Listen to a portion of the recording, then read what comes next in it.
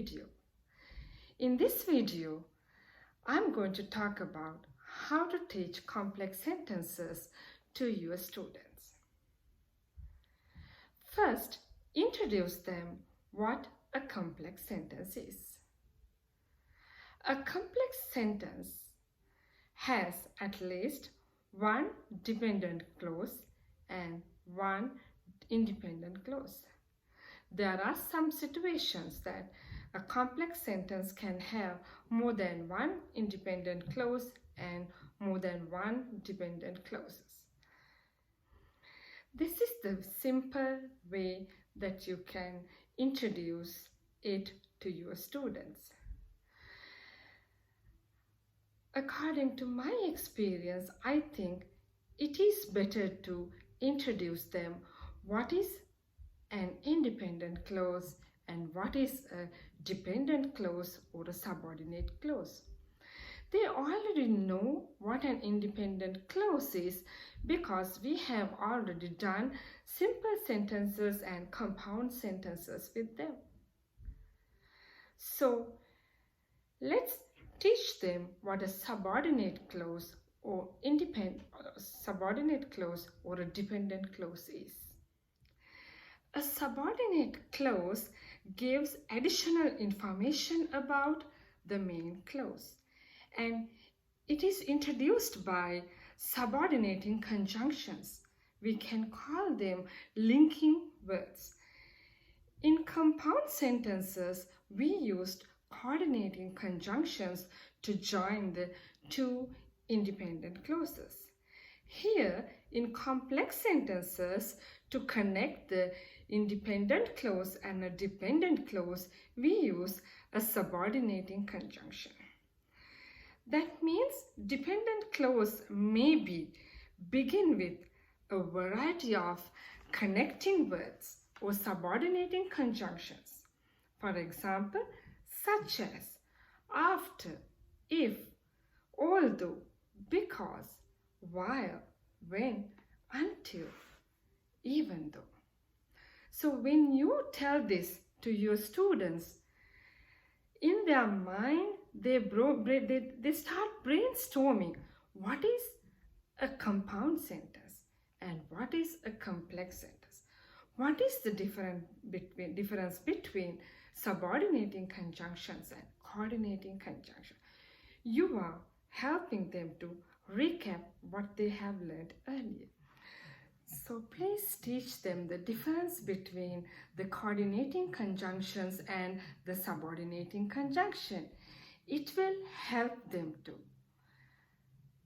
think and see the difference between compound sentences and complex sentences.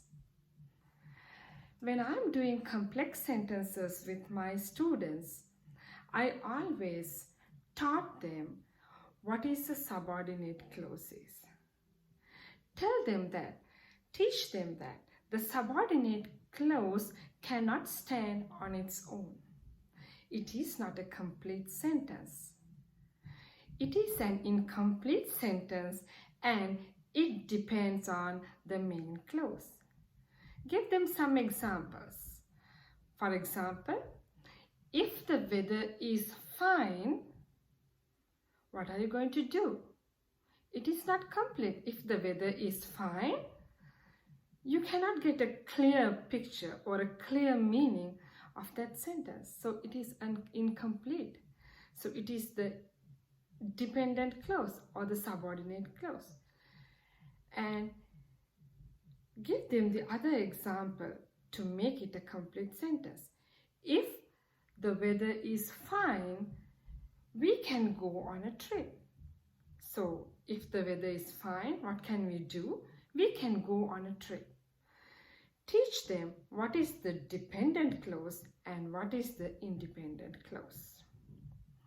Give them like 5-6 examples. So their logical thinking will be start and they will think, oh, this is subordinate clause and this is the independent clause and this is what's happening inside a complex sentence. Teach them to use a comma after the dependent clause. So sometimes you can make complex sentences starting from an independent clause and a dependent clause. If you are starting from an independent clause and then you add a dependent clause to it, you do not want to put a comma in between them. But if you are starting your sentence with a dependent clause, then put a comma in between the dependent clause and the independent clause. So for example, dependent clause, comma, independent clause. So it's easy. When you are introducing complex sentences to them, teach these punctuation marks also. What is the function of a comma in a complex sentence? Teach them that in terms of functioning or the function of subordinate clause, we can classify them like this: adverbial clause, noun clauses, and relative clauses. So adverbial clauses. Normally an adverbial clause starts with often begins with such as, after, because, although. If it is a noun clause, most probably it will start with who, what, why, or that. Then relative clause. Normally a relative clause frequently begins with that, which, or who. So please tell them that according to the function of the subordinate clause, we can have three categories, or we can categorize them into three fields such as adverbial clause, noun clause, and relative clause. If you think you want to teach them a little bit more about adverbial clauses, noun clauses, and relative clauses, please do it in another lesson. Please do not connect it to this complex sentence lesson. If you teach them the adverbial clause, noun clause, relative clauses, when you are teaching complex sentences to them, their little brains will get confused. Their wires will be entangled. Sometimes it will disconnect. So please don't do it. First, teach them the basic things on a complex sentence, and then you can extend your lesson.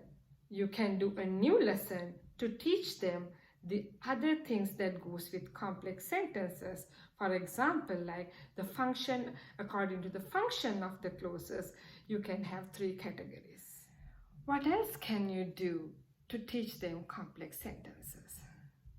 You can write some sentences on the board.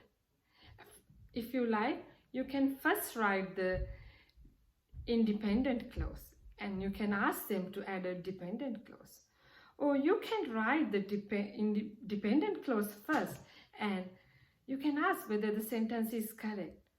And then you can get the answers from your students to complete that sentence, what you can add. For example, take a sentence like this: although he is fat. Does that give you a meaning? Although he is fat, what can he do? So like that, give them a chance, give them an opportunity to use their brain. So then you can tell them, okay, let's complete this sentence.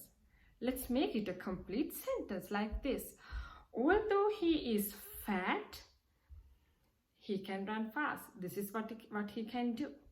So like that, when you give them 5-6 examples for complex sentences, at the same time, when you are taking their support, when you are giving a chance to them to engage with you, it will go to their heads very clearly, because they are engaging with you, because they are actively participating with you.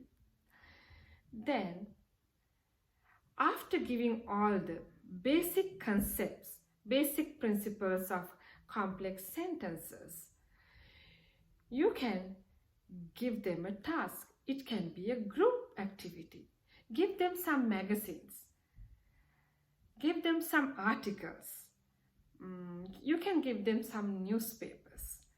Then you can ask them to identify the complex sentences in them.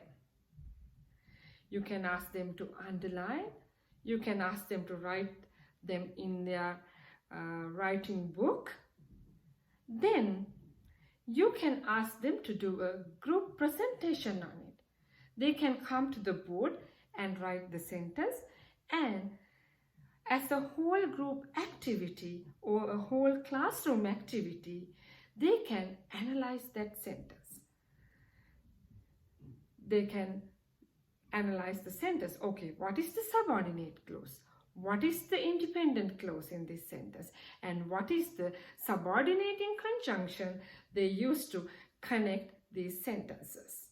So they know normally a dependent clause or a subordinate clause start with the subordinating conjunction. Then teach them where to put the comma. As I told you earlier, if a sentence is starting with an independent clause, we are not going to put a comma in between the independent clause and the dependent clause. If you start your sentence with a dependent clause, then let's put a comma in between them, in between dependent clause and the independent clause. So when they get a chance to practice on complex sentences, you can give them some homework or some extended activities for further practice. I think that the way how I did the complex sentences to my student is